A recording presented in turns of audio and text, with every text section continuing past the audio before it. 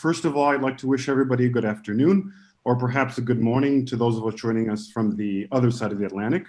I would like to welcome you to this Mitrovica Social Club debate entitled Belgrade-Pristina Dialogue, a Triangle of Constructive Ambiguities. And we are, of course, delighted that this event has generated such a high level of interest, and we would like to thank all members of the audience for taking the time to join us today. Now, as suggested by the title, we are here to discuss the Kosovo-Serbia dialogue process, particularly as Ogi mentioned a while ago, particularly in light of the rapidly shifting political developments in the United States, as well as, of course, in the European Union. And of course, all of the events surrounding the signing of the agreement on economic normalization in Washington, D.C. So it is with great pleasure that I have the honor of introducing today's panelist, Dr. Florian Bieber of the University of Graz, a political scientist and historian who specializes in Southeastern Europe, and Dr. Daniel Serwer, a professor of conflict management at the Johns Hopkins School of Advanced International Studies. Both, of course, have extensive knowledge and experience with the Western Balkans, and we very much look forward to hearing their thoughts on the current situation. I, of course, would like to thank them for taking the time to be with us today.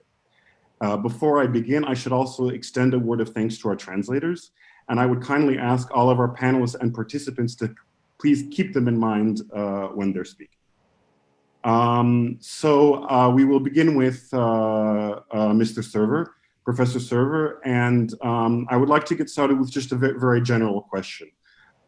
We will be focusing this part of the discussion mostly on the US's role in the dialogue process and the political developments in the United States that led to the signing of this agreement.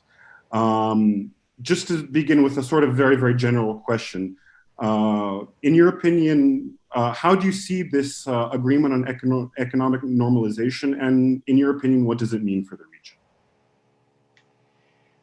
Let me first say it's a pleasure to be here, and I appreciate AKTIV taking this initiative. I've long thought that there was not enough communication between Serbian and non-Serbian communities, not only in Kosovo, but between Serbia and Kosovo, and I think this is a good initiative.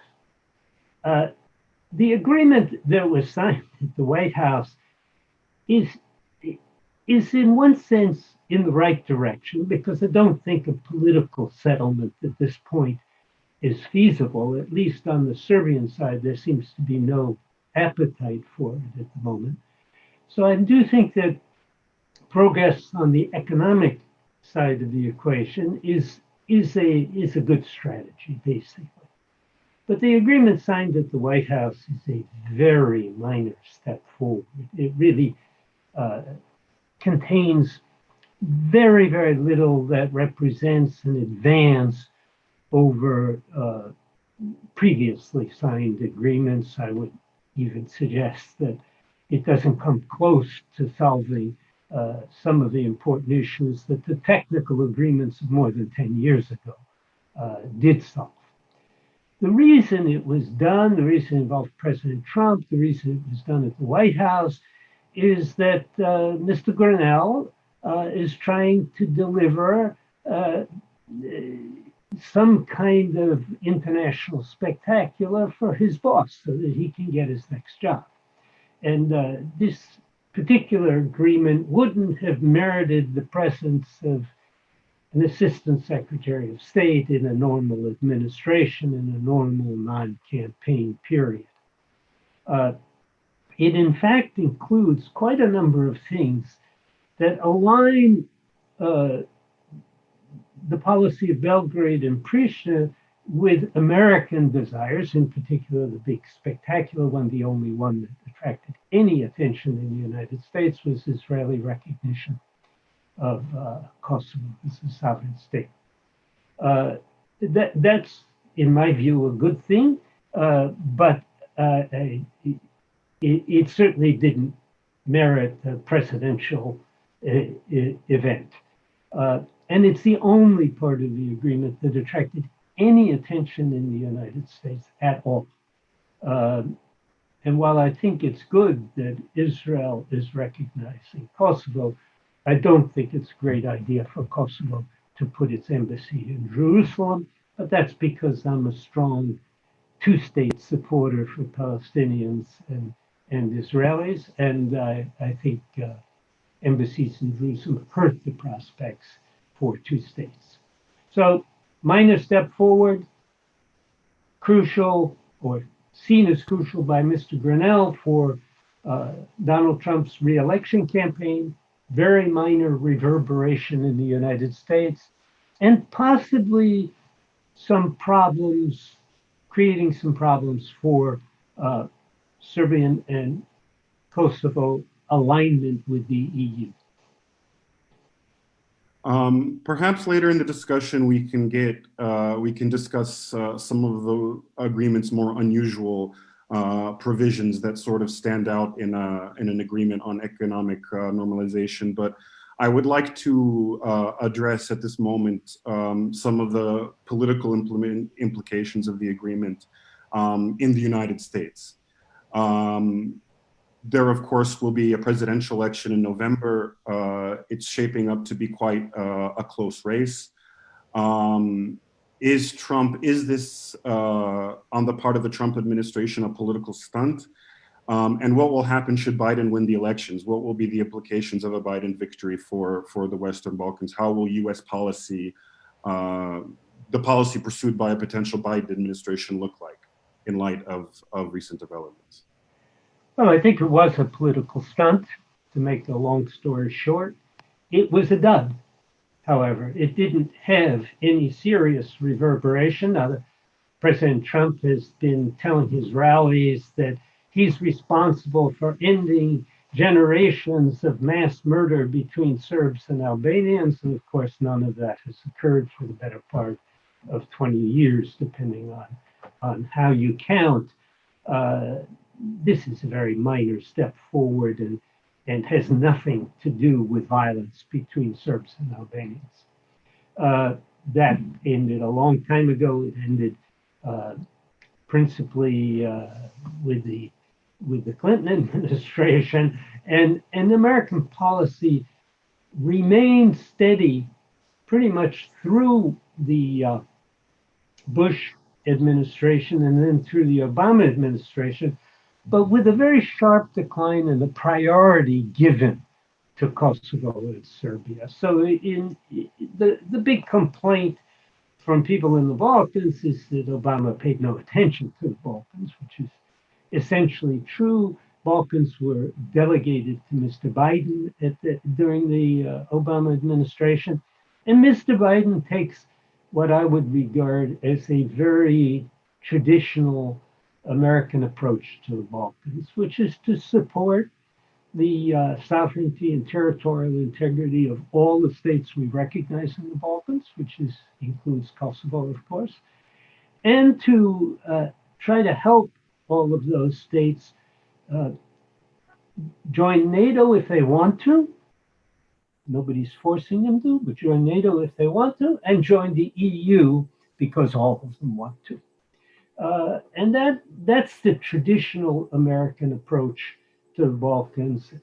It relies heavily on America's NATO allies and on the European Union. Now, the Trump administration took quite a different approach. It opened the door to discussions of partition, which have been ruled out from the Badinter Commission onwards, and there's no appetite for that, certainly on the Biden side of the political equation in the United States. Mr. Biden has made a statement about the Balkans. It's very clear in supporting the territorial integrity and sovereignty of the states. And he'll support progress towards NATO and towards the EU and in the construction of serious democratic states in the Balkans.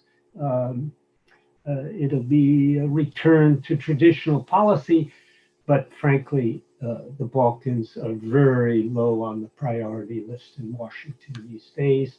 When you think that COVID perhaps comes number one, revival of the economy number two, relations with Iran, with North Korea, with with China, Russia, I can name dozens of issues that come before. You discussed Biden's approach to the Balkans in the framework as a sort of very traditional set of American policies. I mean, Trump has sort of interrupted this continuity in more ways than one. Does the Trump administration have an approach to the Balkans? And if it does, how would you describe it? I think we would be hard pressed to believe that Trump came into power with a lot of knowledge of this region, but has he developed an approach? I mean, do you see any particular patterns in his administration that are identifiable? Well, Mr. Grinnell identifies his approach as emphasizing economic cooperation first. And I think, that's true for Mr. Grinnell. He seems to have assigned the partition ideas back to Bolton, and it's partition is an idea that never quite dies. It's a zombie idea that wanders the earth, waiting to be revived by the next foolish person. But Grinnell has identified economic cooperation as the strategy of the United States for the Balkans, and frankly, that's not a bad approach. It's faute de mieux. There's nothing better than that available at the moment. And I don't think, if you read the Washington Agreement, I mean, there's no heavy lifting there. And the opening of another bureaucratic office at the embassy in Belgrade, with great fanfare the other day, doesn't impress me at all. I once ran an embassy that had 36 agencies of the U.S. government housed in it. These are minor matters whether another agency has an office in Belgrade. Okay, well, thank you. And I would perhaps like to pose a question to Professor Bieber. What implications does this agreement have, not just for the US-European Union relationship, but also for the relationship between the EU and Kosovo and Serbia? I mean, because it seems that it might appear that, in fact, that Trump is using these kinds of agreements and these kinds of talks as a kind of proxy to undermine EU policy. I mean, do you think that's an accurate assessment? And what do you think all this says about that relationship and the future of the relationship? Well, of course, again, all of it is very much in the context of the Trump administration, and this would change, of course, if a new administration would be coming in after the elections in November. So this is all based on the current administration. So I think a couple of points. I mean, first of all, the Grinnell-led dialogue initially really seemed to compete with the EU-led effort or the EU effort to restart the dialogue, which had really kind of lost steam and kind of gone out of control with the whole land swap idea, which took hold of it. And so it was very clear that when the new commission came in last year, that it would take a while to set up this dialogue again, and that Grinnell seemed to push this at a certain speed, and he was named also to in a certain way to beat the EU at the dialogue, or to be faster. And also these early initial agreements which were signed, which were reiterated in the Washington Agreement, which is about the train and flight connection. Of course, none of it has happened. Some of it could be blamed on COVID, but again, I bet that it's more about declaration than substance, seem to have been signed under the impression to kind of beat the EU in this race, to kind of celebrate victory faster than the EU can get its act together. That's not a big achievement. The EU has been very slow on this, in both agreeing that there would be a special mediator, in naming Miroslav Lajčák, and in him starting. It all took a long period of time. Of course, now the line has been by the US and by the Trump administration that it's a parallel track. It's complementary to the EU. The EU deals with politics. The US deals with economics. But that really came later on. This really came after the first canceled meeting at the beginning of the summer. So to me, it seemed more like there was some dialogue, probably by Matthew Palmer, people who are more on the State Department side and who are less confrontational with the EU than Grinnell is. But again, it's a track which is not very closely coordinated. It has, if you look at the features of the agreement, it has a number of points which the EU had agreed with Serbia and Kosovo years ago. Recognition of diploma is it's been there for nearly a decade between the two. Or even some of the highway construction, it seems like the Peace Highway, which is so celebrated in this agreement, is to a large degree a highway project which is already being built with EU funds. So in a certain way, it's kind of claiming American victory for something which is already in the works by the European Union. All of this, leaves a lot of bad blood and a lot of kind of sense that this is not a collaborative process as it has been in the past.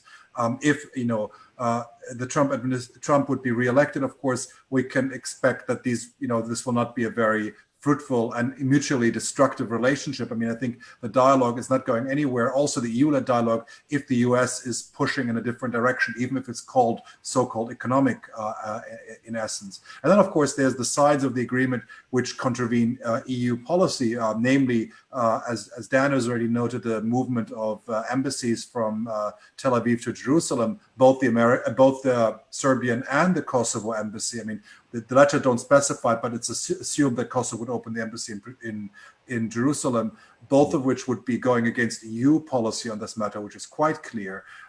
And this is particularly a problem for Serbia, which is already far from aligned with EU foreign policy. And the EU has been grappling in the past with Serbia, which is more aligning with Russia and China in issues of conflict. And ironically now it's also aligning with the US in areas where it doesn't agree or where it's not aligning with EU foreign policy. So that really kind of leaves a bad taste in the mouth of, in the European Union, that both countries are really, and particularly Serbia, which is already kind of delinquent on EU foreign policy convergence, further doing that. So I think all of this does not really help the EU-led process and also the credibility of both countries' kind of efforts in the eyes of the European Union. Sort of along those lines, I mean, what are the potential consequences of a sort of more permanent rupture between the United States and the EU, particularly when it comes to the policy towards Kosovo and Serbia? I did ask Professor Serwer what kind of policy would a Biden administration pursue should Trump be reelected, and should he continue to sort of pursue this break with the EU? What are the potential consequences for this region? Would it affect it negatively, or do you see countries of the Western Balkans aligning themselves more closely with the EU? Well, I think in many ways if there were to be a Biden administration, I think this would return a lot of ways matters to where they were during the Obama administration, where the EU would take the lead and the US would support it, might have some critical and important interventions. We've seen this even in the early Trump administration, when people like Gogić have been crucial in bringing about, for example, the government change in North Macedonia, intervening so the kind of American clout and the American ability to be more frank and outspoken has been very helpful. And I think that kind of partnership has been very useful. Of course, Trump has destroyed a lot of credibility in the region. Maybe the one striking thing is, I think, especially in Kosovo, that I think there's a lot more critical voices about the American role than there has been a few years ago, and this has been kind of ushered in the sense of that Kosovo needs to have an independent foreign policy, which is not only relying on the US, has maybe been one of the positive side effects of the kind of disastrous foreign policy of Trump. I think if he were to be reelected, first of all, I would expect that the interest in Serbia, Kosovo would wane, because again, I think this is a completely pre-election stunt. I don't think there's any interest.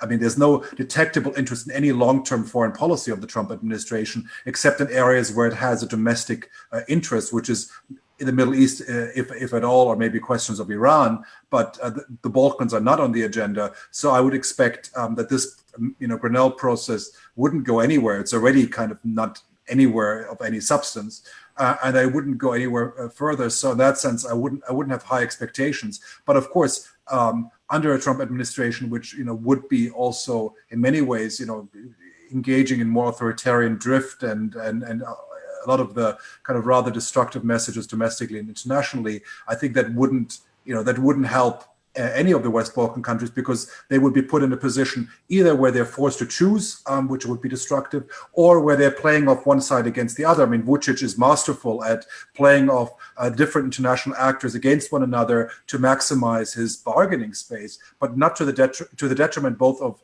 relations with its neighbors, also of its own citizens in Serbia. So I think from that point of view, having a kind of not a united position of the two biggest, most important actors, the US and the European Union, would really undermine stability in the Western Balkans and would rather increase the leverage for authoritarianism in the region. So in that sense, it would be with quite, I think, negative repercussions. My next question is in fact directed at both of you, and that is, I mean, how do regional leaders like Hoti and Vučić view the current administration in Washington? Is, for example, Vučić betting on a Trump re-election? Do they see it as being in their interest for Trump to continue in power, or are they hoping for a change in Washington? I'll let Professor Bieber ask first, and then we can hear what Professor Serwer has to say. I think Serbia clearly has benefited most from the Trump administration. I think for a number of reasons. I mean, one is that we see also in the drinking and singing in Belgrade by Grenell last night, which he celebrated, singing whatever songs about West Virginia and American songs. This is Serbia has seen it as a way to kind of rectify its position in the U.S. I think it's of course overestimated the interest and the shift of the Trump administration, but certainly his kind of transactional policy, which does not care about past agreements, which does not value long-term strategic partners, which is also very much not rejecting multilateralism and kind of norms-based foreign policy, has served any autocrat, including Vučić. And I think, of course, it's undermined the position of Kosovo in American foreign policy, which has always been supported in its territorial integrity, which has been, and as Dan said, I mean, the ghost of partition is not dead. It keeps haunting the discussions, even if it's not on the agenda now. And I think that is something which, a Biden administration would put to rest. A Trump administration would always leave the space for it, because being opportunistic and being fundamentally unprincipled means that this issue can always appear again on the agenda.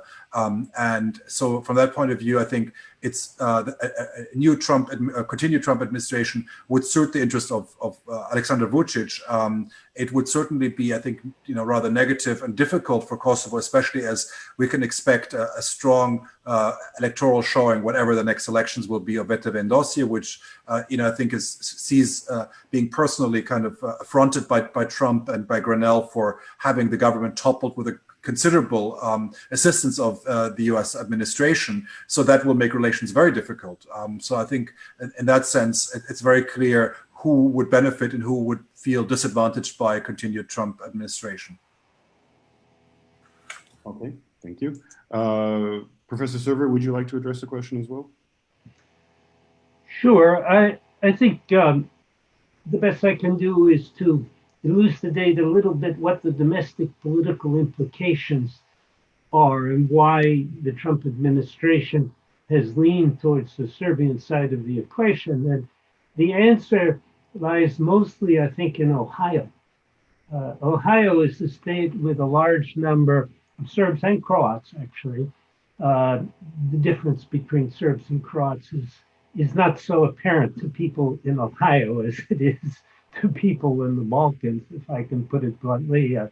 Senator Vojinović, who was respected for many years as the leading Serb voice in the U.S. Congress, was in fact a Roman Catholic, not Orthodox, but he was respected as a Serb in the U.S. context, and that is important. Ohio is a state that at least some think is in play, and I think somebody in the Trump campaign is saying, okay, let's lean in that direction. Let's see what votes we can pick up in Ohio. The Albanians don't have the same political advantage domestically, because the largest single concentration of Albanians in the U.S., in my understanding, is in New York City. And New York City is going to vote overwhelmingly, I imagine it could be 80–90% for Mr. Biden. So I think that's an important factor in determining where the Trump administration has gone. But there's also been lobbying. There's also been the anything but Obama syndrome. There are a lot of reasons why they've leaned towards the Serbian side of the equation. I do think I haven't spoken to Prime Minister Hoti, and I don't know exactly what his attitude is, but the fact of the matter is that Kosovo does need to diversify its sources of international support. And I have been telling Prime Minister Ramush this several years ago. He told me he wouldn't do that. But I think it's quite apparent now that it has to be done, and that in some ways, it's open to Prime Minister Hoti and maybe to a future Prime Minister Kurti to do that. And I think it would be highly advisable. But when it comes to what would really make a difference in the Balkans, the single most important factor, in my view, is recognition by one or more of the European non-recognizers. The leading candidate, of course, is Greece, which has gone bent over backwards to convey friendliness towards Kosovo and towards the Kosovo state, and I think needs to be complimented for that. But it's going to be Europe is much more powerful in the Balkans than the United States is inherently. I mean, it just has the economic weight and the geographical weight that the United States lacks. The reason the United States is strong in the Balkans is that Europe is so weak. And Europe is weak because of the 5 non-recognizers.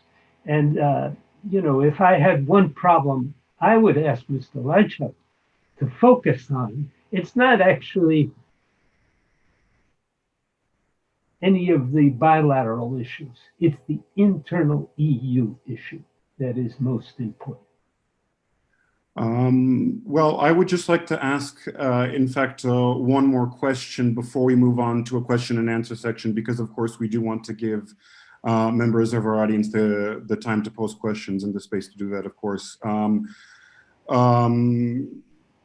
You both hinted at the superficiality of this agreement, or at least certain superficial elements of this agreement, and the sort of lack of practical weight that it might carry.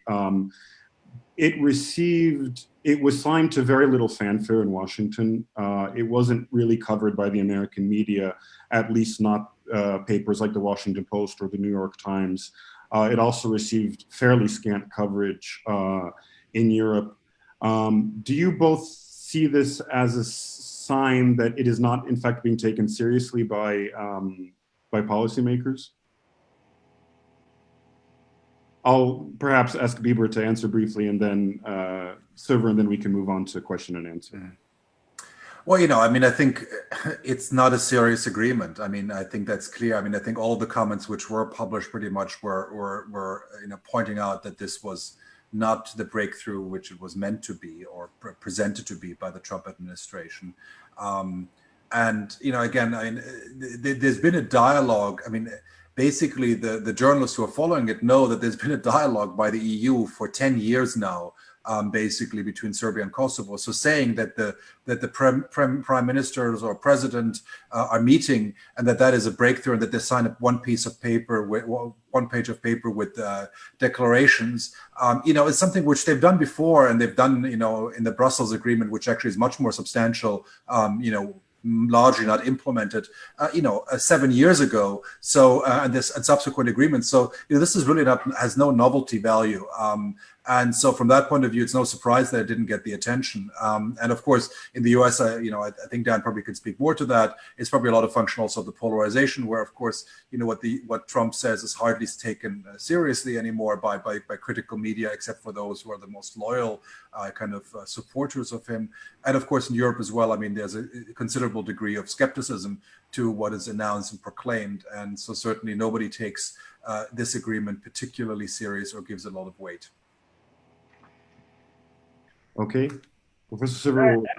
I might add simply that, this agreement will be forgotten very quickly in the United States, either in the Biden or Trump administration. The Trump administration, once this campaign is over, will have no reason to be interested in this. Grinnell will go on to still one more job that he'll fail at, and that'll be the end of it. But I want to underline one thing, that you said that the election was close. I don't know that the election is close. There are two elections in the United States. One is the popular vote, which of course will be won overwhelmingly by Biden. He'll win by more than 5 million votes. There isn't even a remote chance that Trump will win the popular vote. Then there's the electoral college vote. And that might be closer, but even there, if you take a look at serious people doing serious data mining, like The Economist, there's a 6 in 7 chance now that Mr. Biden will win. So, I think both Hoti and Vučić want to please Trump because they're afraid he might win. But the truth of the matter is that they are much more likely to face President Biden in the future. But President Biden won't hold against them their prior kowtowing to Trump. They understand it. Okay, well, thank you very much for your very insightful and detailed answers. I think it's time that we should consider giving the audience a chance to pose questions. I'm going to hand the floor over to Ognjen, who will lead the question and answer session. Thank you, Caleb. So we are about to conclude this first section of the discussion, which was dedicated to the US involvement. So on that note, I would also like to open the floor to the audience. I already see one hand raised, and also encourage others to, and also we received one question in the Q&A box. But before we actually hand over the floor to the audience, I would like to ask a question myself. So just I would ask both panelists to try to put this in perspective. Because if you remember, since the get-go, the Trump involvement was very puzzling.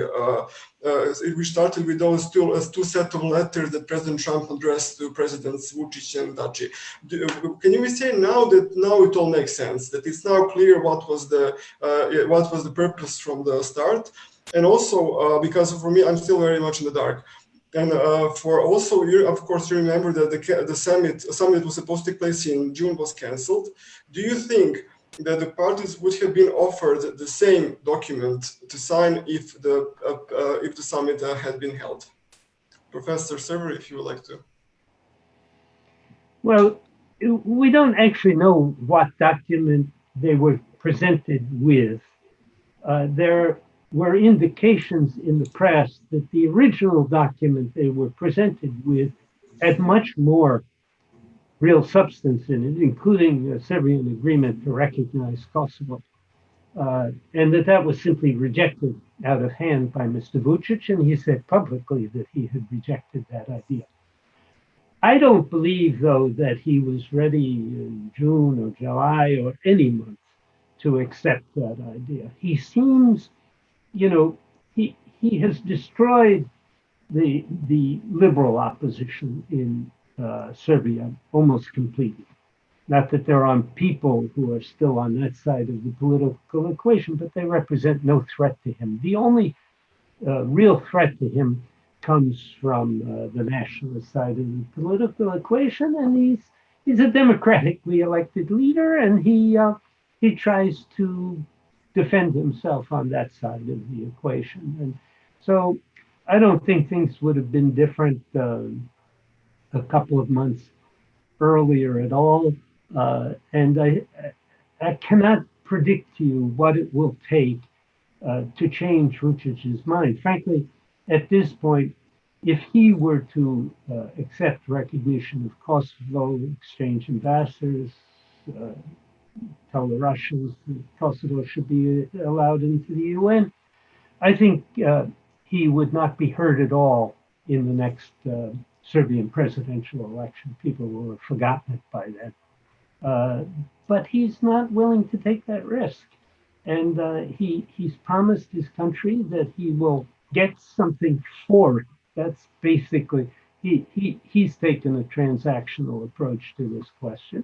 And there's very little he can be given for it because Serbia has gotten virtually all the goodies it can get from both the United States and the European Union. So I don't think there was much prospect ever for a serious agreement.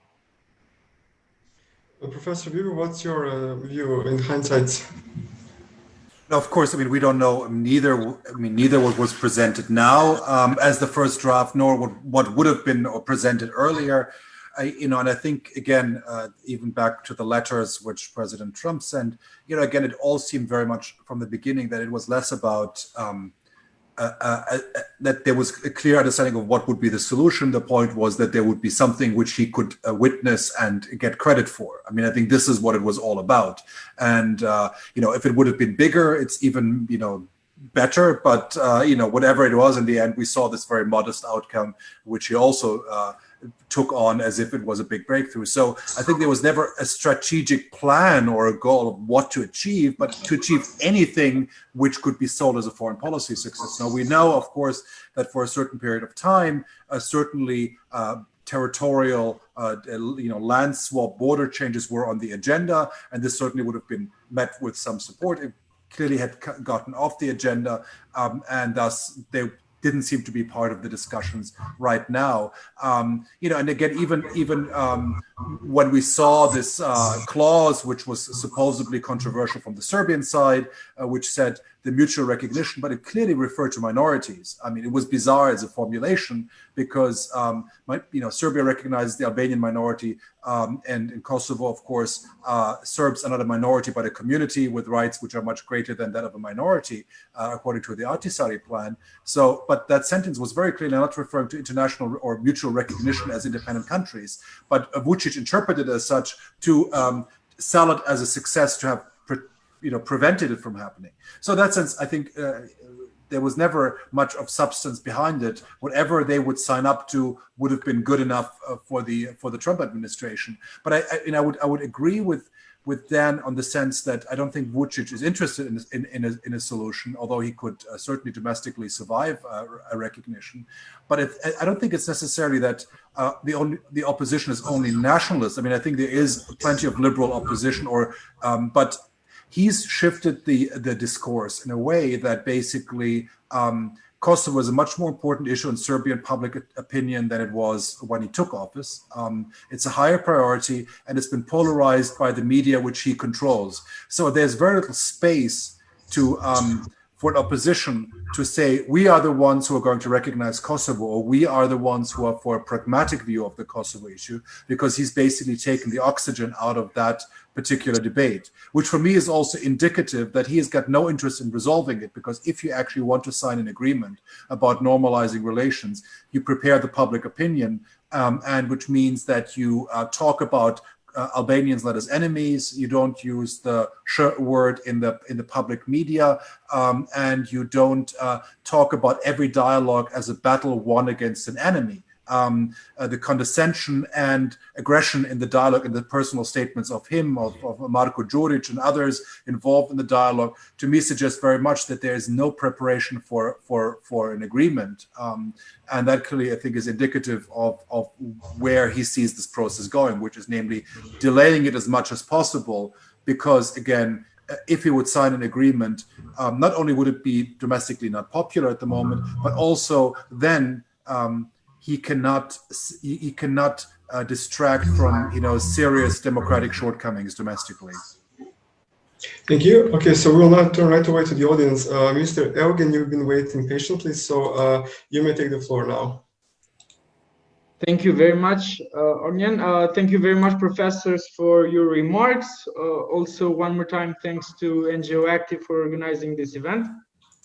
I have more of a comment, but which includes a question in it regarding the whole American involvement in the Kosovo-Serbia dialogue. What we've seen, since 2018, is an increased attention of the US administration on the Kosovo-Serbia dialogue. And since then, what we've seen is sort of a distance clash between United States on one hand and the European Union on the other hand, on their conflict resolution and reaching agreements between, let's say, parties that have been in clashes for a long time. If we see and if we listen to Donald Trump's statements in last, let's say, rallies that he oftenly repeats the word, the others couldn't do it, we have done it. And in this regard, I see the whole, let's say, agreement, or however, if we call the 4th of September's accords, that do you see here a radical, let's say, change in the approach used by US and the EU in this conflict resolution, especially in the Western Balkans? While before, EU was oftenly seen, according also to their perspective, as one actor that tries to reach agreements between parties through, let's say, economic, incremental, and also other approaches that concentrate their efforts on technical issues, while EU was mostly seen as an actor who tries to settle big political issues. And does this sort of change in their approaches, can this change in approaches actually be seen as this continuous distance clash between EU? Since the way I see it, the Trump administration, especially Ambassador Grenell, is trying to make EU seem as a weak actor in international relations by saying that they cannot even conclude, let's say, conflicts in their areas. And here it is the American power again who, with their billions of dollars promised, can still make things work, while EU, by using its incremental and its neo-functionalist approach, still cannot do anything in Western Balkans. Thank you, Jürgen. So would anyone like to respond? Well, I would just say yes. There is a competition going on. It's a slightly ridiculous competition because the Trump administration has chosen the economic sphere on which to conduct the competition, and it's not competitive in the economic sphere. It's competitive on political issues and not on economic issues, where the EU has all the clout and leverage. But Grenell and Trump hate the EU. That's the only way to describe it. The EU represents for them the kind of what shall I say, supra-sovereign cooperation that they reject as a basic principle. And so disliking Germany, hating the EU, choosing as the terrain on which they would compete, a terrain on which the United States isn't competitive, it all sounds pretty dumb to me. And it just isn't going to work. The right way to handle this is for the US to weigh in on the big political issues, especially the recognition question and the UN membership question, which is going to have to require a US-Russian deal. The EU should be handling the economic issues. Professor Bieber, would you like to add? Yeah, I just add, that I think what we also see is the weakness of this kind of transactional, the pseudo art of the deal. That in the end, what we're seeing is, first of all, very ill-prepared, agreements. These are, agreements are serious business and they need to be negotiated. And I think everything one can tell from Grenell is that his level of preparedness and knowledge about Kosovo and Serbia is shockingly low. Also the agreement itself, again, if you go through the different points, you find a lot of things in there again, which are nothing new, or they are very vague. So, and we know that there's a serious commitment problem of both parties, that a lot of things are not implemented. This was a strategic choice of the EU in the initial phases, this creative ambiguity to get the parties to agree and then to hammer out the details. This turned out to be a mistake, or maybe it was good at the beginning, but it turned out to be only of a certain time period where it was useful. After a certain time, there was a need to actually have concrete commitments which are specific, which can be monitored and implemented. Now, this agreement goes back to that phase of saying, the parties commit to, it says, things like, both parties will mutually recognize diplomas and professional certificates. Within which time frame, which diplomas, there's nothing there. Both parties will diversify their energy supplies. That's kind of like saying, both parties will listen to the weather forecast. I mean, these are very vague statements. And I think from that point of view, even if this is an effort, there are, of course, different ways of negotiating and mediating than the EU has done, and it's far from perfect.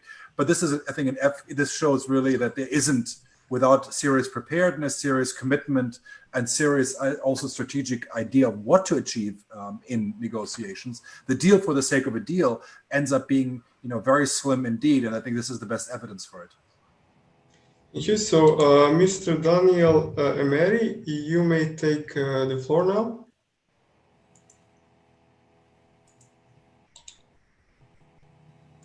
Are you with us? Until we hear from Mr. Emery, we received also a question in the Q&A box, which is, does Washington Agreement work in favor of land swap or partition idea, especially because it refers to some of the disputed issues such as the Gazivoda Lake? Professor Serwer? I don't think the partition idea lies behind this agreement. I think Brunel is actually somewhat sincere in having recognized that it's just not an idea that's going to work. On the Gazivoda question, there's something there, but I don't really know what it is behind this study that's supposed to be done with the Department of Energy on Gazivoda. I hope maybe Florian can enlighten me on that subject. What's that all about? I wish I could. But nobody knows. I mean, I think, again, like in principle, of course, the idea of shared use of, all of this is fine. There's nothing, particularly problematic about it. Again, I think the devil is in the detail. We don't know, and I think this is the problem. I mean, it's easy for both parties to agree that they will do something in the future which looks nice and for the mediator. But again, we don't. I mean, there's also the commitment to protect Orthodox sites. I mean, there's a whole list of things which unless we know exactly what's happening, we don't know much what it means. But I would agree with them that it certainly doesn't suggest, the language does not suggest that it's about any kind of partition, because it talks about joint use of the lake. So I think. It's, I think, more this logic of, there's an economic resource which could be used by both, and this will make everybody happy, as if, the problem is economic and not political at the end of the day. Maybe I can, since Florian has mentioned the question of protection of Serbian monuments, maybe I can point to one provision of the agreement that not only I agree with, but it's rather specific and I think rather important, and that is the implementation of judicial use on Serbian property inside Kosovo. And that's a reference to a decision of the Constitutional Court on property that's part of the Dečan monastery. And, this is one of the areas where the Pristina government has failed to respond appropriately to its own Constitutional Court decision.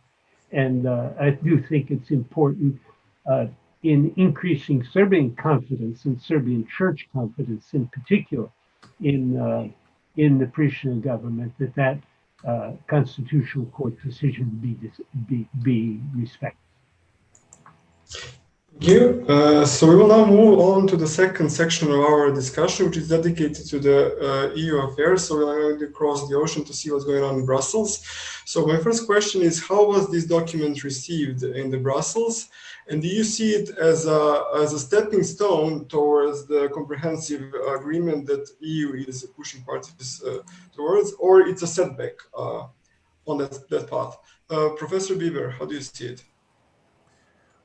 Well, I think it's not much of a stepping stone. I mean, again, it's not contradicting it. I mean, most of the parts of the agreement which are relevant for the dialogue between the two countries are things which are either have been part of earlier EU agreements or plans. So there's not a conflict there, although I don't think it moves things ahead a lot. So yes, I mean, I agree that with what Dan said, you know, it mentions the implementation of judicial decisions.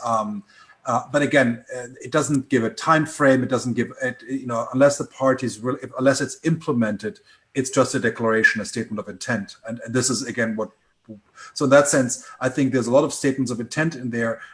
If there's a follow-up, if it is actually monitored, it probably will fall more to the European Union. But in that sense, I don't see it hampering the EU-led dialogue.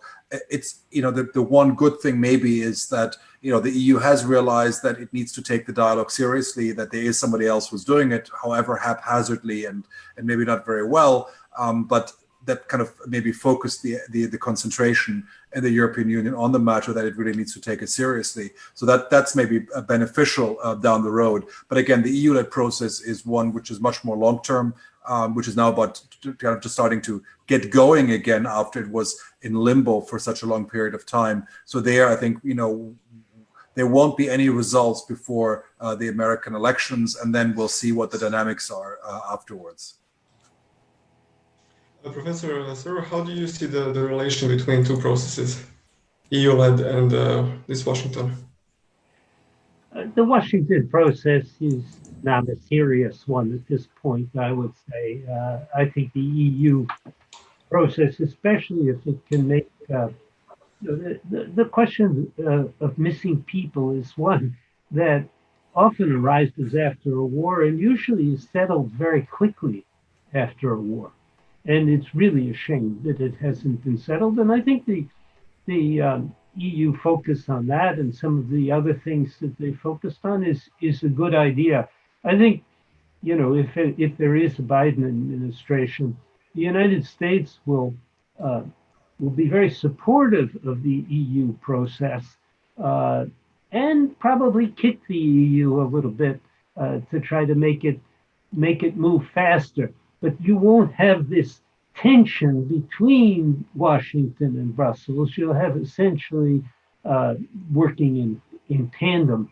And I think that would be a very healthy thing.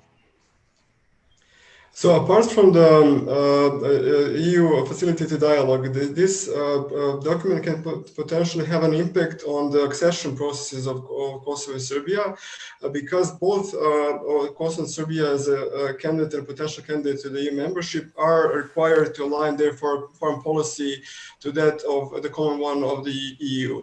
So, and it appears that there are some contradictions to it.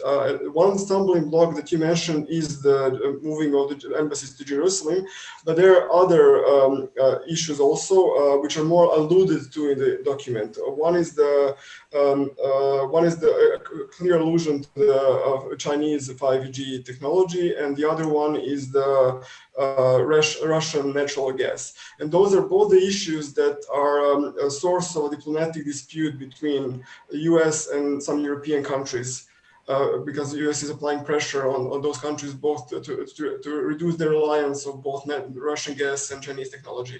So my question is, how will this impact the foreign relations of both Serbia and Kosovo, and especially in regards to their accession to the EU? Professor Bieber?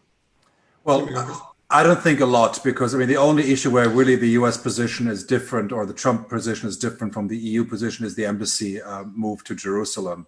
When it comes to diversity, I mean, first of all, the other two are very, very vague, right? It talks about diversifying energy supplies. I think nobody in the EU is going to object to that. And the other one talks about reliable partners for 5G. Again, in the EU, nobody's going to object to that formulation. So there isn't much of any substance there. And even if there were a push by the US that they should diversify from Russian gas or Chinese technology, move away from that, that's, I think, nothing where the EU would have a strong opinion against or be opposed to that particular, even if some EU member states might be, also just equally guilty. They're not going to, this is not a foreign policy issue where the EU has a position that one should buy Huawei technology or buy Russian gas. So that's not a problem. And plus, I mean, when it comes to the move of the embassy, I at least for the case of Serbia, I would be very doubtful if that would happen in case Trump does not win a re-election. Because, if we have a Biden administration, which is going to be less, I mean, Dan follows it better, will know better, but I would expect that it wouldn't push that foreign policy issue. Why would Serbia then move the embassy to Jerusalem? I mean, there's no motivation to do so. Kosovo might have the motivation because it's kind of linked to the recognition, and as Kosovo is eager to secure recognition, it might do it. But again, Kosovo's membership in the EU is so far away, and again, Serbia has been kind of delinquent on so many foreign policy issues in the EU that I don't think Kosovo will be seriously reprimanded for this one, in a certain way, flaw of its foreign policy. Because again, I mean, the countries have to align foreign policy, but we have to be also very realistic that EU foreign policy is the most difficult and the most heterogeneous kind of policy area in the European Union. So the expectations and standards are quite low in that area. There are other areas which are much more tricky. So I think the obstacles for the EU accession process for Serbia and Kosovo are going to be much more in other fields, and they're not going to be in foreign policy, at least, especially not when it comes to this agreement. Professor Serwer, what's your perspective on this? Why did those provisions appear at all in this document, and is this document compatible with foreign policy requirements of both Serbia and Kosovo on their path to the EU? Well, they appear because the Trump administration wanted them to appear. These are priorities for the Trump administration, not for the Balkans. The Huawei and natural gas issues affect Serbia much more than they affect Kosovo. I agree with Florian that the Kosovars will be under enormous pressure to locate their embassy in Jerusalem no matter what, because they want this recognition. And the U.S. likely isn't going to move its embassy out of Jerusalem once Mr. Biden takes office. That issue is going to remain messy for some time in the future, I would guess. I think the real issue for Kosovo on European Union membership is getting its act together and implementing the acquis. And it's not even in adopting the acquis, because legislation for years now has supposedly consistent with EU legislation. The real issue is implementation. I would add that my colleague Ed Joseph has argued very strongly recently that the real focus for Kosovo should be on NATO membership in the near term. And I think there's some merit in that idea. I think it would be quite helpful to the overall situation in the Balkans if Kosovo could qualify to become a NATO member. I visited the defense ministry last time I was there, which I guess is a year and a half ago or something like that. They're very serious people who are seriously preparing, and I think it would be a step in the right direction and would present Serbia with a strategic environment that would be different from the current one. And I think that would be a good thing. And do you think that this document might affect Serbia's bond with China and Russia? Do you think that they would mind that Serbia assumed those responsibilities? I haven't heard a peep out of them yet on this subject. No, I think essentially I agree with Florian. These things are so vaguely worded that there's lots of wiggle room, and I'd be very surprised if Serbia does much to limit Russian natural gas or Huawei 5G. These are not things worded clearly enough that it makes a difference. Mm-hmm. I see. So, in speaking about the comprehensive agreement, how do you think that EU can incentivize parties to bring them closer to the regional agreement? And also, do you expect in some near future that we will see talks over comprehensive agreement, or what we are witnessing now, that some kind of piecemeal negotiations over at the expert level over certain items such as the financial claims, missing persons, displaced persons, and so on? Professor Bieber? Well, I think to have there's a paradox, and on one side, I think there's a lot of lack of patience for this an endless dialogue, which has been going on for a decade now. On the other side, when you talk about mediation, there's always something what you call a ripe moment, a moment when, you could call it a window of opportunity when you have the right circumstances for having an agreement. And I think this is definitely not the case at the moment between Serbia and Kosovo, because we have a very great asymmetry of the two key actors. We have on one side a very dominant president who rules authoritarian in mostly, and on the other side we have a very weak Kosovo government with a very slim majority and a very weak basis of legitimacy. This is the kind of conceivably worst kind of constellation for having any kind of comprehensive agreement. I mean, this was already the paradox in Washington, that it was signed on one side by a prime minister, on the other side by a president. I mean, this is very unusual. Normally, these agreements are signed by a kind of people who are in equivalent positions, and this is not the case. I mean, not just functionally, but also de facto. So I think a comprehensive agreement is certainly hard to conceive in Kosovo, as long as there isn't a government which has a broad popular support, which could also carry it in parliament, because otherwise I don't see it flying. And on the other side, I think we have a problem, as I've alluded to earlier, in the Serbian side. I don't think we have a government. I mean, we don't have a government in Serbia, and nobody seems to care, but we don't have an administration or a president who really genuinely seems to be committed to resolve this, to find a solution, because it's not in his interest, and he's not been doing anything to signal that he's genuinely willing to make sign a comprehensive agreement. So I think the EU is in a kind of unfortunate position where it has to keep the process going, but it knows very clearly that it can't deliver on the thing which actually everybody is looking for, or at least wants to have. So I think I would agree with Dan's approach that might be much more useful to find ways to create a better background, which is find a mechanism to ensure that maybe some countries would recognize Kosovo, like Greece, or alternatively that you have a situation where the countries at least will definitely recognize Kosovo at the moment there's any agreement, to kind of lift this uncertainty, to make it part of the package, and also to work very much on lifting visa liberalization. I mean, introducing visa liberalization for Kosovo. This is really one of the embarrassing things for the European Union, which undermined its credibility. So kind of preparing the ground, and then waiting for the moment when actually serious negotiations are possible, because the parties are actually there to make an agreement.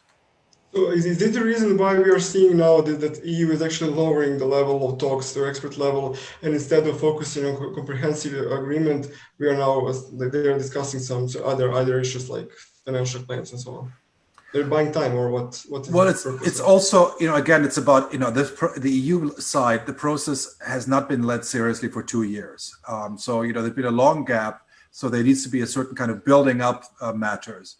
And I think the problem, of course, is that on one side, the EU wants to deal with the open commitments and try to implement them, which is understandable. But it has the problem that, of course, both parties, and especially Kosovo, is holding back on implementing them because they see it as a bargaining chip for the final agreement. So, for example, the creation of the Serbian community, or the Zajednica, whatever it will look like. I think Kosovo is holding back for a number of reasons, but one of them is certainly that it sees this is one of the things it can give Serbia for normalization. So why implement it now? And then Serbia basically has nothing to be offered by Kosovo at the end of the day. So I think it's difficult to do both things, to wait for a final agreement and try to clear up the kind of backlog of unimplemented agreements. But I think this is what the EU seems to be doing at the moment. Let me what is your take? Let me throw in a word where I disagree a little bit with Florian. I agree overall with his analysis of the situation, but when it comes to Hoti, disagree a little bit. And I disagree for two reasons. One is that it's true, Hoti is a prime minister and not a president, but the president in Kosovo is indirectly elected. And so the notion that Taci and Vucic are the equivalence is not quite right. And in fact, when Hashim Taci was prime minister, he argued strongly with me that he should be in charge of the negotiations because he was the highest popularly elected official in the government. But there's another point I would make about Hoti, which is that the Constitutional Court, the pending indictment of President Taci, have made him the key figure in Kosovo. And his weakness, and he does have a very weak government with a very narrow majority, his weakness is his greatest strength. Because he can go to a negotiation and say, I need to go back to Kosovo with something that will be approved by 2/3 of my parliament. And I don't have a 2/3 majority in that parliament. And therefore, I must reject anything that doesn't bring 2/3 of my parliament around, because my government will fall if I don't have that kind of. So his weakness is his strength, and I think he's used it rather effectively so far. His statement to the Kosovo Academy on the platform for the negotiations is the clearest single statement I've seen from the Kosovo government on this subject. And he's pretty much stuck with it. He's emphasized over and over, despite President Vucic's objections, that the ultimate purpose here is mutual recognition and a full comprehensive agreement. And I think that's fundamentally the right approach for a prime minister who has a very thin majority in the Kosovo parliament. So it doesn't necessarily get us to an agreement. It may end up that there is no mutually enticing opportunity, as Florian suggests. But I do think the power relationship is a little bit different from what you might expect, because Hoti's strength is his weakness. Thank you. So with this, we conclude this section, and I will now turn over to Caleb, who will moderate the Q&A session. Okay, so at this point, we would like to open it up to questions from the audience. If anyone would like to pose a question, you should feel free to raise your hand, so to speak, and we will address your questions on a first-come, first-served basis. Until we have somebody from the public who raises their hand, we did receive during the first part of the discussion a number of questions from the audience through the chat box. And the first one is, if Kosovo could concentrate its own reforms and path to EU, do you think that Kosovo would join the EU before Serbia? Perhaps I would first address the question to Bieber, Mr. Bieber, and then we could hear what Professor Serwer has to say. I mean, it certainly would be a wise choice to concentrate on reforms, but I think the problem is twofold. I mean, the first one is that full recognition by all its members will not happen until there's a normalization with Serbia. I mean, I find that unfortunate, but I can't imagine that Spain or Cyprus will recognize Kosovo without a normalization with Serbia, whatever that will look like. And that means that basically EU membership is not realistic until that happens.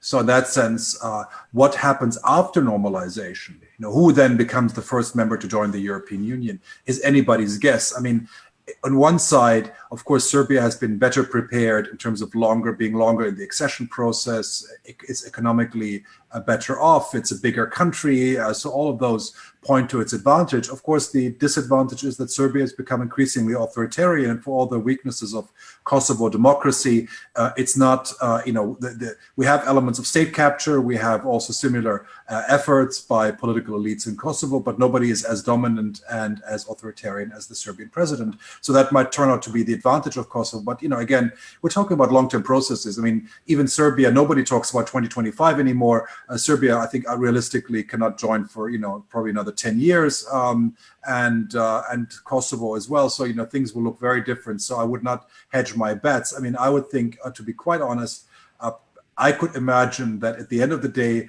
maybe quite a few countries of the Western Balkans will be admitted in package, because it will be a lot easier for the EU to digest multiple in one go than in a piecemeal approach. But that's, pure speculation, because we're talking about something which does unfortunately still seem to be quite a long way away.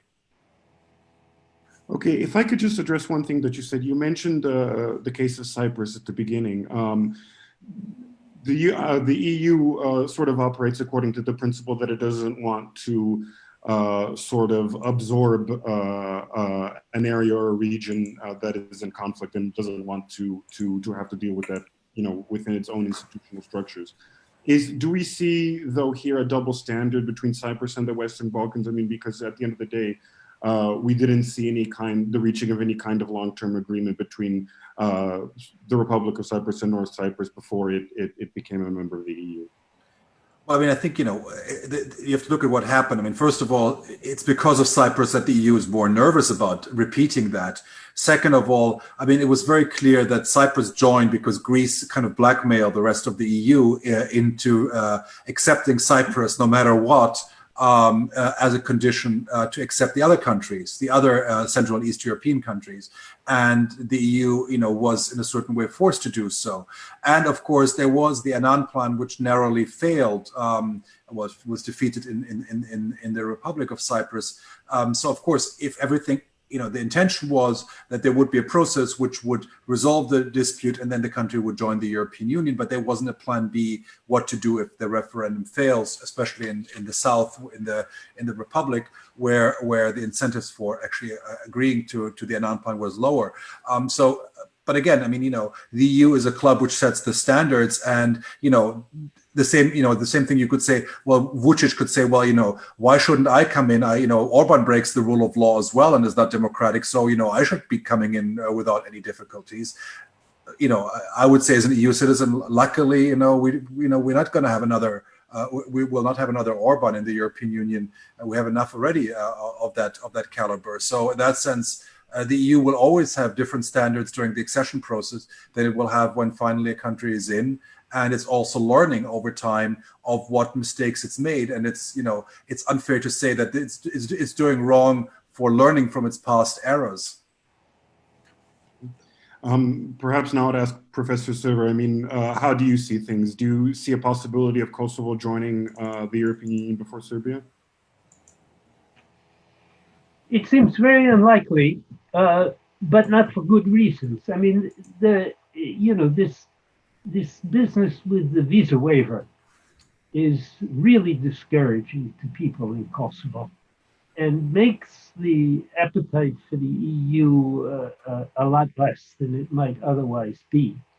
My advice, of course, would be you get ready and you wait for the political window to open. There are always two factors. One is your technical qualifications, the adoption of the acquis, the implementation of the acquis, plus the alignment of foreign policy with European policies. And you get all of that ready, and then you have to wait for the political window to open. My strategy would be, my advice to Kosovo is do what the Montenegrins have done. You just keep at it. Now, whether they'll keep at it with this new government is another question.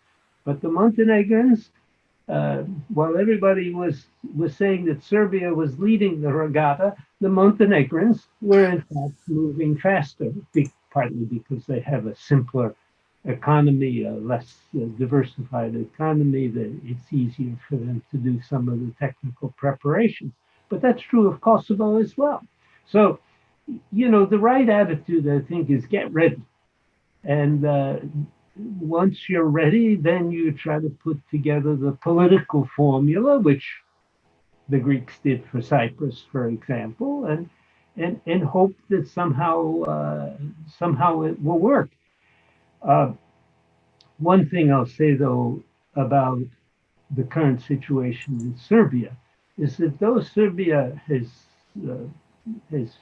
been quite rapid in adapting to the acquis in particular, the fact of the matter is that its democracy has seriously deteriorated, its rule of law has seriously deteriorated. It is very hard for me to picture the European Union accepting Serbia in its current deteriorated democracy.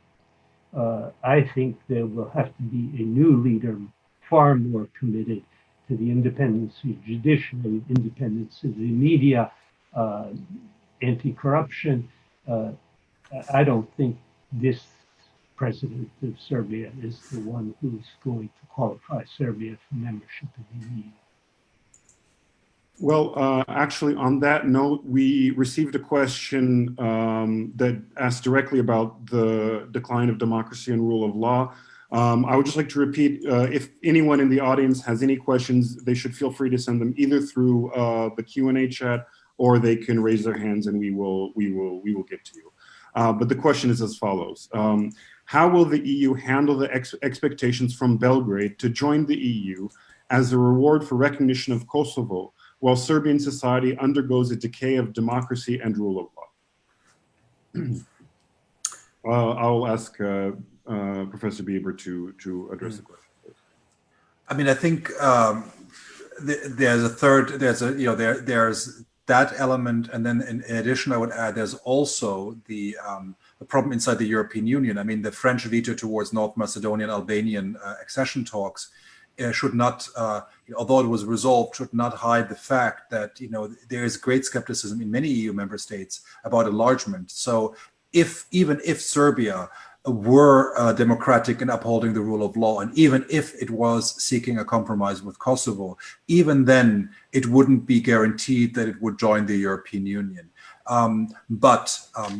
Certainly, if it were to resolve or normalize relations with Kosovo, it would give it a huge boost. But indeed, and the EU has always said it very clearly that you have to fulfill the conditions with rule of law. I mean, this is not a secret condition. This has been very explicit, and it's also very clear. Although I've been one of those who've been very critical of the EU and the Commission of not being outspoken enough about that Serbia has moved away substantially from that over the last 8 years. Serbia is much less democratic, much less guided by rule of law than it was. It wasn't perfect. It was flawed in many ways, but it's much less so today. It's less ready for EU membership.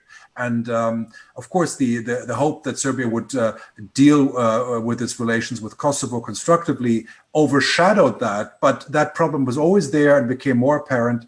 And so in that sense, I don't think it's helping Serbia also. I mean, if we're thinking from a citizen's perspective rather than a perspective of ruling elites, to say, well, we'll take you in no matter what if you agree with Kosovo, because then you actually make transformation of the society even harder. I mean, I think the EU should be strict with any member state or any country to join about the conditions it has to fulfill, and state so clearly, because again, I think this is part of the problem, that the EU has not been communicating it clearly enough to say, I mean, it's been saying it in the formal communication, but not in its kind of outreach, to say, it's not just about resolving issues with Kosovo, it's about rule of law and democracy. And if your government is letting you down in terms of that, you're not going to join the European Union. And certainly with skeptics like France and the Netherlands and Denmark, they will look at exactly those fields and will say, well, no, I mean, we cannot accept the member state, which, we cannot have, Vucic as, a member of the council deciding on the future of the European Union. I mean, that's just hard to imagine. And so in that sense, they might not be, they're more diplomatic, and they can't say, President Vucic is not going to be the politician who is going to bring your country into the European Union, but they can certainly be a lot more outspoken about the shortcomings of democracy.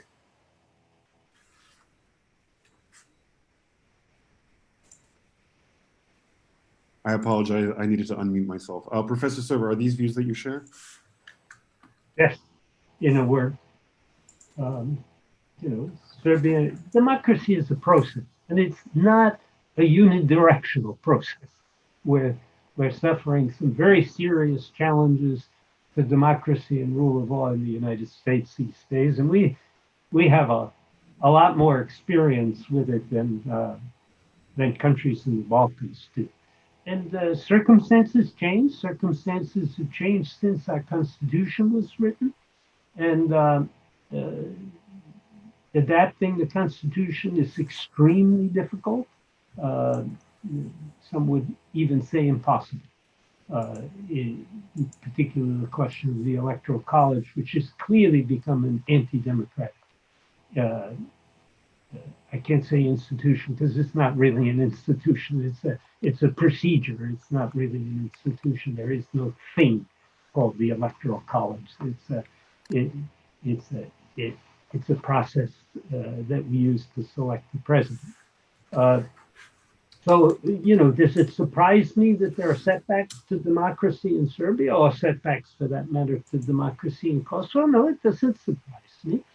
And, each country will have to deal with that in its own fashion.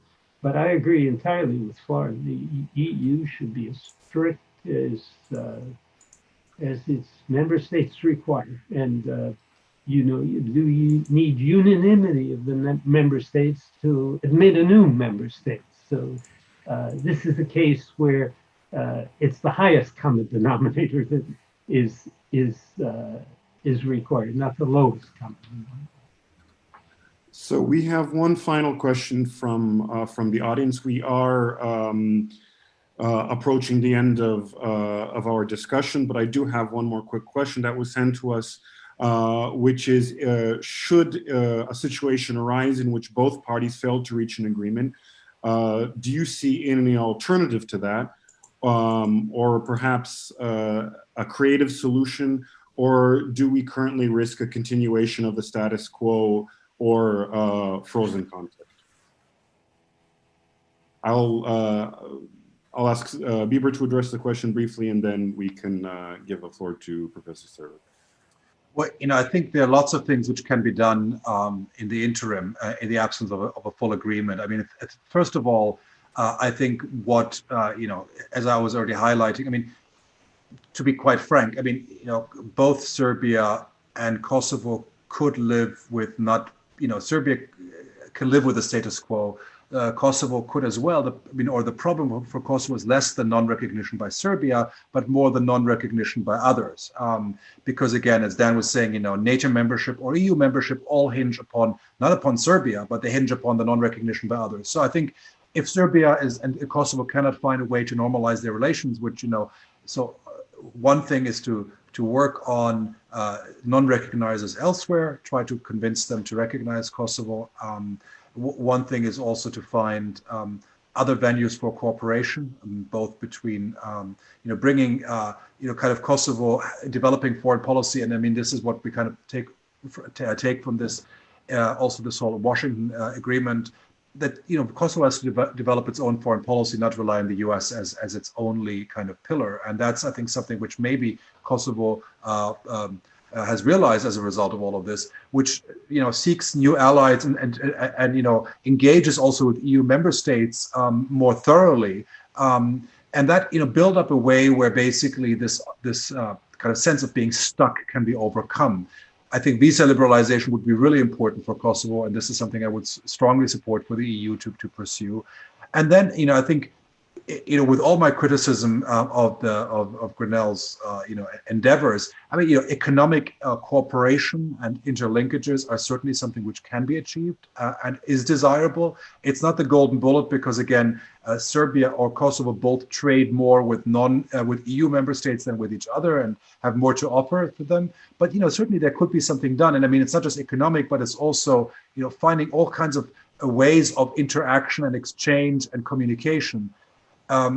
Where I think there's a lot of potential, and I mean, of course, a lot of it is not happening because I don't believe in the good intentions of at least the Serbian elite at the moment in power, but also in Kosovo, not always good intentions of really building good relations. So, a lot of good relations can be built without formal normalization. So, if I were the EU, I would push a lot beyond kind of speaking more openly and bluntly and trying to be more specific about the agreements both sides sign, even if they're minor, but make sure they get implemented, but also push a lot more for exchanges, for all kinds of tools of building confidence and counteracting the media reporting, which we see every day in Serbian media, the kind of hate speech, the kind of polarization. There's a lot which can, preparing the ground, because again, an agreement also is only possible if the ground is prepared. If citizens of both countries are, kind of pushing for it and accepting it.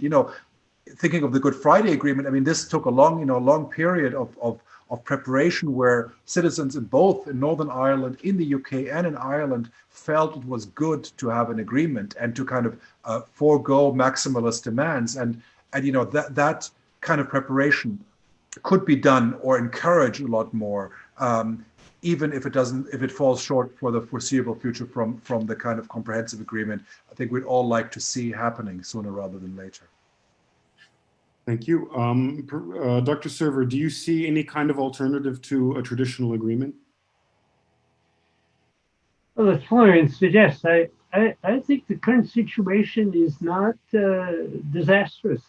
I can picture much worse things happening than the current situation. And I do think that there is lots of room for incrementalism, certainly on missing people, on property, on all sorts of other issues. When right after the war ended, the Kosovars were telling me, we never want to talk to Serbia again. We don't need them for anything. And I was put in the position of arguing, it's your biggest security threat. It's your biggest trading partner, which it was at that time. You're going to have to deal with it. Now I find myself arguing the opposite. That you don't have to settle everything with Serbia right away, and you need to be able to walk away from a bad agreement in order to get a good agreement. You can live with the current situation. It is not unworkable. I'm much more concerned, as Florian has suggested, with the failure of the EU to give Kosovo the visa waiver than I am with anything that Serbia has done lately to Kosovo. I think Kosovars have to learn that sovereignty means dealing with your own issues as a real priority, and dealing with Belgrade will come.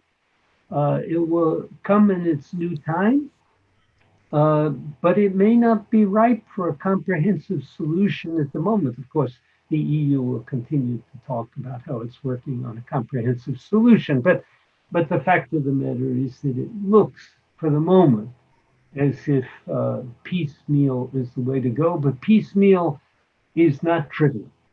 Piecemeal is good, and if they can solve some of the outstanding problems, they will, as Florian suggests, prepare the ground for a future comprehensive agreement. Thank you. On that note, we will wrap up. We wanted to keep this to 1 hour and a half. So I need to thank the audience for tuning in, for their interest and patience. And also warm thank you to our distinguished panelists for a very insightful and informative and rich discussion, which you can all rewatch on our Facebook channel or YouTube channel. So I can only say goodbye to all of you, and also remind you that Mitrovica Social Club will continue to tackle the most pressing and most pertinent issues for the future of Kosovo and the whole Western Balkan region, with the support of Kosovo Foundation for Open Society. So thank you for tuning in, and have a great end of the day. Thank you for having us. Thank you.